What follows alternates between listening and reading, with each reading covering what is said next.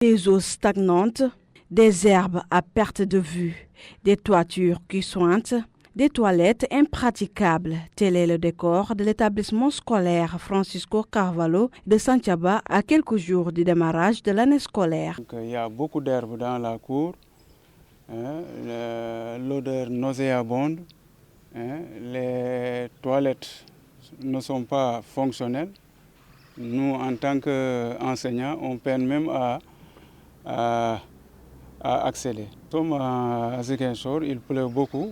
Les semaines passées là, donc le vent a emporté presque la toiture de 2 classes, donc le CE1A et le CIB. Et aussi, bon, il y a l'électricité parce que toutes les salles de classe ne sont pas électrifiées. Il n'y a que quelques salles de classe. Et aussi, au passage, nous avons des problèmes pour payer nos factures d'eau et d'électricité. Chaque année, nous débroussons une somme de 100 000 francs. Ouais, donc et ça, c'est des négociations interminables. Confronté à un problème lié à la présence de reptiles, Yaya Mané, visite de cet établissement scolaire, en trouve souvent dans les herbes. Il y a des reptiles ici, comme le serpent.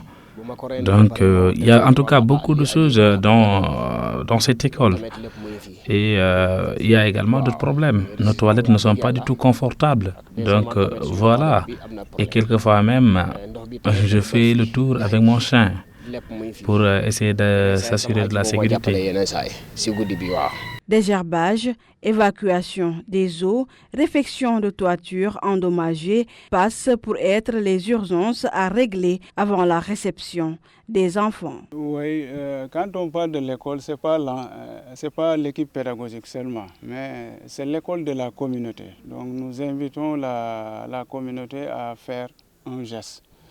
Nous demandons aussi vraiment aux anciens de l'école. Voilà, donc ils sont nombreux, ils sont des cadres maintenant. Nous invitons aussi aux autorités locales et voilà, et pourquoi pas nationales et internationales.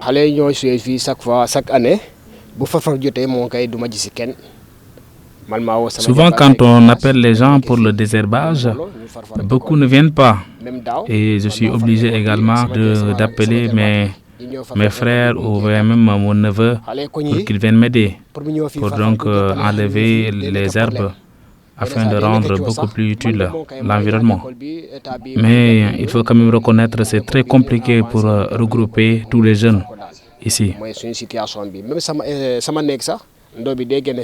Pour une bonne rentrée scolaire réussie, si certaines écoles n'ont besoin que d'un simple coup de balai, ce n'est pas le cas pour l'école élémentaire Francisco Carvalho. Le déploiement de moyens lourds s'impose.